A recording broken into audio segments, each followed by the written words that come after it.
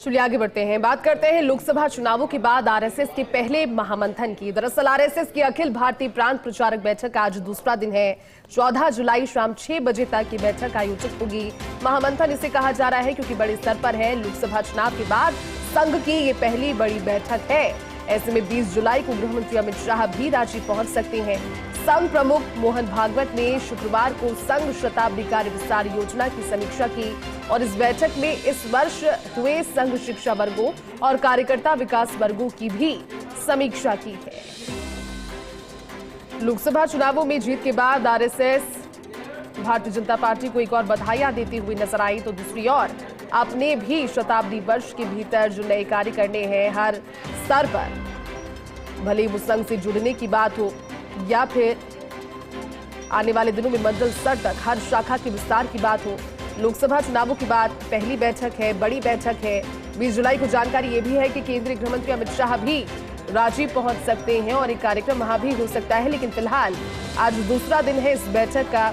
14 जुलाई यानी कल शाम 6 बजे तक की बैठक चलने वाली है और इस सारगर्भित मंथन के जरिए आरएसएस का, हालांकि देखिए सतत प्रक्रिया के तौर पर कहा जाता है क्योंकि हर साल इस तरह की बैठकों के माध्यम से राष्ट्रीय स्वयंसेवक संघ देश और देश के बाहर भी आरएसएस की जो परिकल्पनाएं हैं उन्हें पहुंचाने के लिए इस तरह की बैठकों के माध्यम से संदेश पहुंचाते हैं।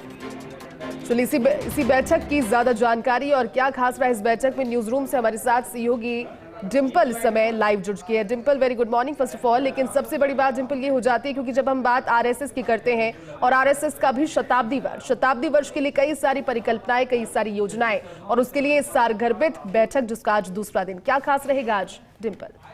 बिल्कुल, गुड मॉर्निंग जयती। और जैसा कि आज संघ की अखिल भारतीय प्रांत प्रचारक की बैठक का दूसरा दिन है, 12 जुलाई यानी कि कल से ये बैठक शुरू हुई और 14 जुलाई यानी कि कल शाम 6 बजे तक ये बैठक चलेगी। और 3 दिन की इस बैठक में खास तो वैसे बहुत सारे मुद्दे हैं क्योंकि संघ की जब भी कोई बैठक होती है तो संघ अपनी आगामी योजनाओं को लेकर जो रोड मैप है वो तैयार करता है क्योंकि अगला जो वर्ष है संघ का शताब्दी वर्ष है। 2025 में किस तरीके से संघ कार्य करेगा और लोकसभा चुनाव जैसे रहे, लोकसभा चुनाव के परिणाम जैसे रहे, उसके बाद संघ की ये पहली बैठक है। क्योंकि देखा गया था जब लोकसभा चुनाव संपन्न हुए थे, जैसी आशा थी, क्योंकि जब भी बीजेपी में कुछ भी होता है, हलचल भी होती है तो कहीं ना कहीं सामने के तौर पे संघ ना आए लेकिन बैकडोर में संघ जरूर रहता है। और जब रिजल्ट आए थे, परिणाम आए थे, उससे कहीं ना कहीं संघ उतना ज्यादा खुश नहीं था। जो उम्मीद मुताबिक, जो पहले जो नारे लगाए जा रहे थे 400 पार के नारे और उम्मीद मुताबिक जीत जो भाजपा को नहीं मिल पाई, उसने कहीं ना कहीं ये भी बताया जा रहा था कि संघ और भाजपा के जो समन्वय है उसके अंदर कहीं ना कहीं कमी आई है जैसा पहले होता था। क्योंकि जब भी देखा गया है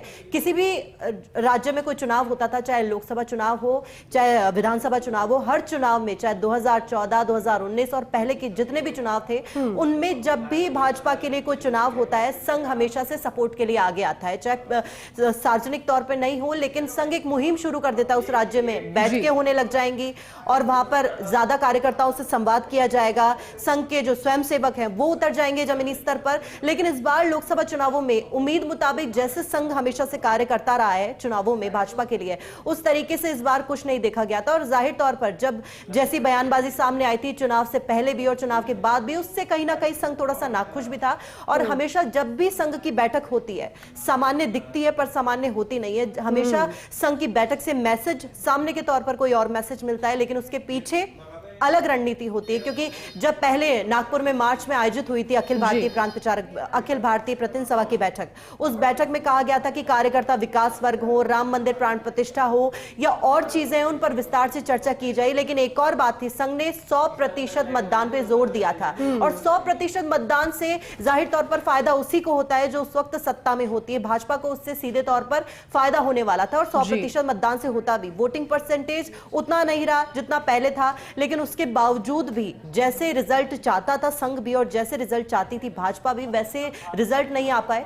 तो ये कह सकते हैं कि उसके बाद जो समन्वय है उस समन्वय को वैसा ही बरकरार रखने के लिए एक संघ की एक जिम्मेदारी भी हो जाती है कि उसको वापस से स्थापित किया जाए। और सबसे बड़ी बात यह भी है कि अभी जो नए अध्यक्ष का चयन होना है, राष्ट्रीय अध्यक्ष का, क्योंकि जेपी नड्डा जब से केंद्र में मंत्री बने तब से नए अध्यक्ष की जो एक तरह से खोज है वो जारी है। और जब भी कोई सत्ता में आसीन होता है भाजपा में तो उसमें संघ का रोल बड़ा होता है। और ये संघ हमेशा से चाहता है कि जब भी कोई सत्ता में आसीन हो भाजपा में, तो चाहे संघ पृष्ठभूमि से होता ही होता है, लेकिन संगठन को लेकर भी सजग हो आगे के, और दोनों ही में, संगठन में और पार्टी में, दोनों में कैसे समन्वय स्थापित किया जा सके उसको लेकर भी पूरी तरीके से ध्यान रखा जाए। और खास बात यह भी है कि देखिए 20 जुलाई को गृह मंत्री अमित शाह है, वो भी यहां पर पहुंच सकते हैं। हालांकि कहा जा रहा है, क्योंकि 8 जुलाई को जो संघ प्रमुख मोहन भागवत है वो रांची पहुंचे थे और कहा जा रहा था कि 18 जुलाई को रवाना हो जाएंगे रांची से। लेकिन यह भी है क्योंकि झारखंड में भी विधानसभा चुनाव है, जैसा मैंने आपको पहले भी बताया कि जब भी किसी राज्य में चुनाव होने होते हैं या फिर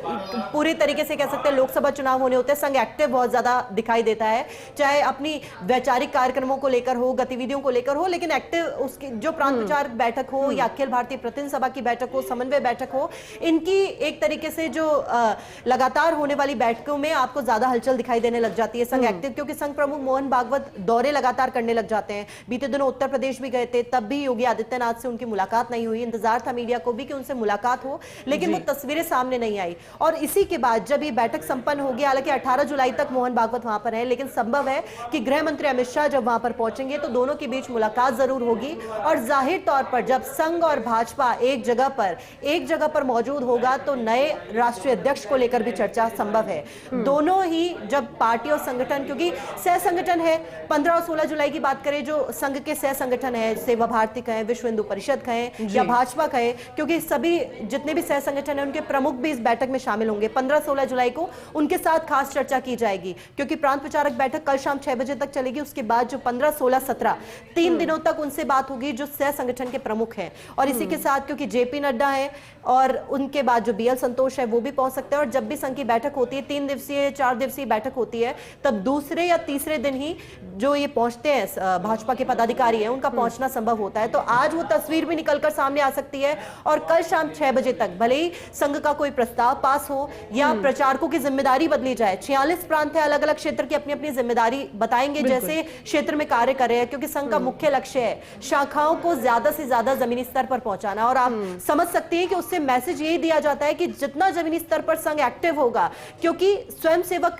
जितने होंगे, जितनी शाखाएं होंगी, उतना ज्यादा संघ का प्रचार प्रसार होगा, युवाओं को ज्यादा जोड़ा जाएगा। चाहे विद्यालयों में शाखाओं को शुरू करना हो, 1 लाख तक शाखाओं को पहुंचाने की बात हो, 2025 तक इन शाखाओं का लक्ष्य पूरा करा जाएगा। और जब भी संघ कोई बैठक करता है तो वो कुछ दिनों के लिए रोड मैप तैयार नहीं करता, वो आने वाली दूरगामी सोच के साथ आने वाले 5 साल, आने वाले 10 सालों के लिए वो रोड मैप तैयार होता है। आज से शुरू किया जाएगा और उसके बाद जो आने वाले चुनाव हैं, आगे जो चुनाव होंगे, क्योंकि 3 राज्यों में चुनाव होने हैं, झारखंड है, हरियाणा है, महाराष्ट्र है।